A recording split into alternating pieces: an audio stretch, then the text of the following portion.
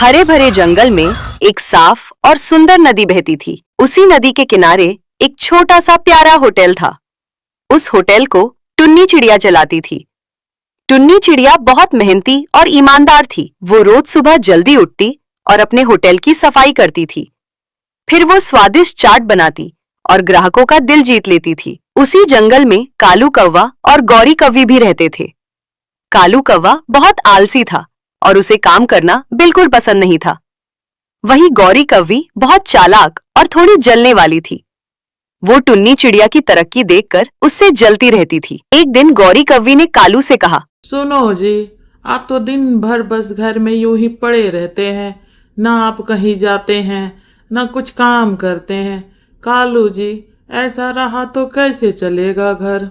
अरे गौरी, तुम तो जानती ही हो मैं कितना थक जाता हूँ। मुझे आराम करना पड़ता है। अरे कालू जी, आप काम ही क्या करते हो? बस खाते हो और घोंसले में पड़े रहते हो। घोंसले का सारा काम भी मैं ही करती हूँ, दाना भी मैं ही लाती हूँ। आप तो पड़े रहते हो, फिर भी थक जाते हो आप। गौरी, तो मैं क्या करूँ? तुमको तो पता ही है मुझे कोई काम करना बिल्कुल पसंद नहीं है। मैं नहीं चाहता कि मैं कोई काम करूँ। कालू जी, टुन्नी को देखो, टुन्नी कितना मेहनत करती है। आज उसका चाट का होटल कितना चलता है, वो कितना पैसा कमा रही है। एक हम हैं, हम गरीब के गरीब ही रह गए क्योंकि आप तो मेहनत ही नहीं करते।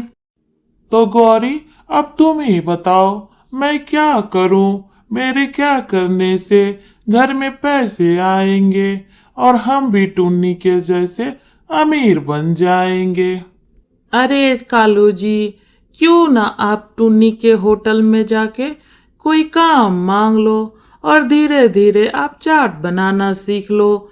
जब आप चाट बनाना सीख जाओगे तो हम अपना होटल खोल लेंगे, तो हमारे पास भी पैसे आएंगे फिर।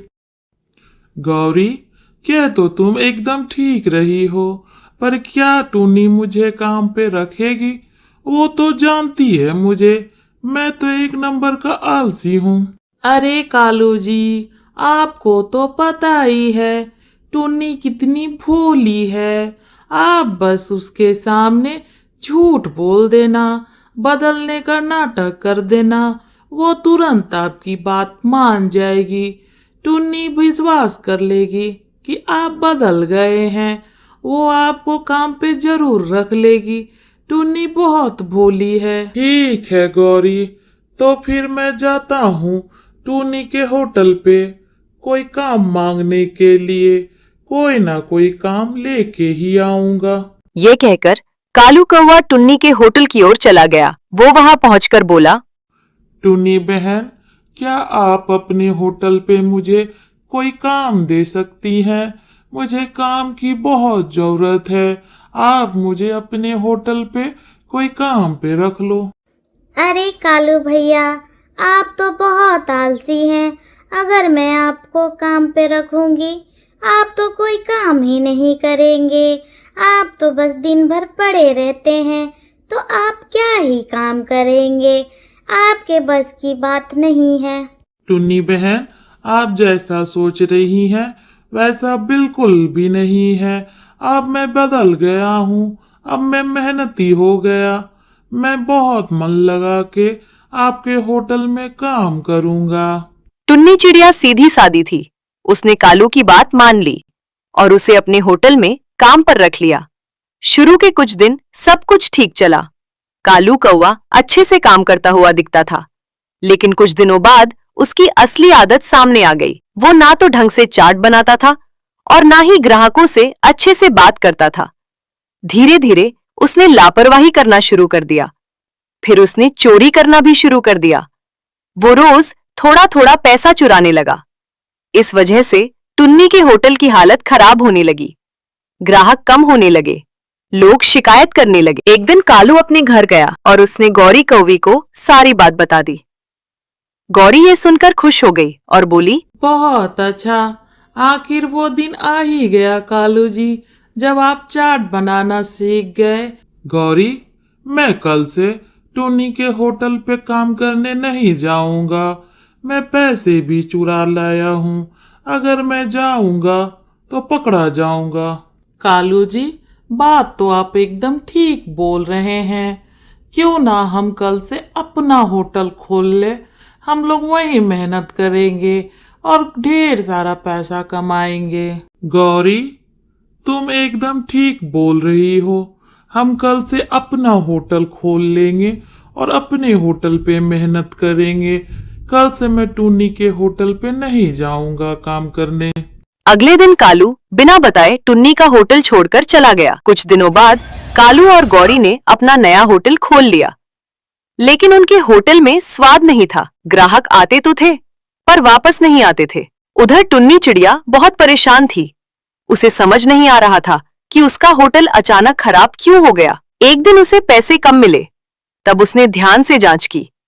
उसे समझ आ गया कि कालू पैसे चुराता था। वह बहुत दुखी हुई, लेकिन उसने हार नहीं मानी। उसने फिर से मेहनत शुरू की, खुद चाट बनाना शुरू किया, ग्राहकों से प्यार से बात की। धीरे धीरे उसका होटल फिर से चलने लगा। लोग फिर से आने लगे। अरे टुन्नी, तुम्हारे हाथों में तो जादू है। क्या स्वादिष्ट चाट बनाई तुमने। पहले तो वो कमबख्त कालू कौवा के कारण तुम्हारे चाट अच्छे नहीं थे, पर अब तुम्हारे चाट बहुत अच्छे हैं। उधर कालू और गौरी का होटल बंद होने की कगार पर आ गया, क्योंकि उनके पास ना मेहनत थी और ना ईमानदारी। आखिरकार उनका होटल बंद हो गया। दोनों को अपनी गलती का एहसास हुआ। वे टुन्नी के पास गए और बोले, कालू, गौरी, अब तुम दोनों यहाँ क्या लेने आए हो? टुन्नी बहन, मुझे माफ कर दो। मुझसे बहुत बड़ी गलती हो गई। मैं लालच में आके ऐसा कर बैठा। कृपया मुझे माफ कर दो टुन्नी बहन। कालू, मैंने तुम पे इतना भरोसा किया और तुमने ऐसा काम किया। तुमने मेरा भरोसा ही तोड़ डाला। टुन्नी बहन, हमसे बहुत बड़ी गलती हो गई। हम दिल से माफी मांगते हैं। कृपया हमें माफ कर दीजिए टुन्नी बहन। टुन्नी बहन, हम दिल से शर्मिंदा है। बस हमें माफ कर दीजिए टुन्नी बहन। हमने लालच में आके ऐसा कर दिया।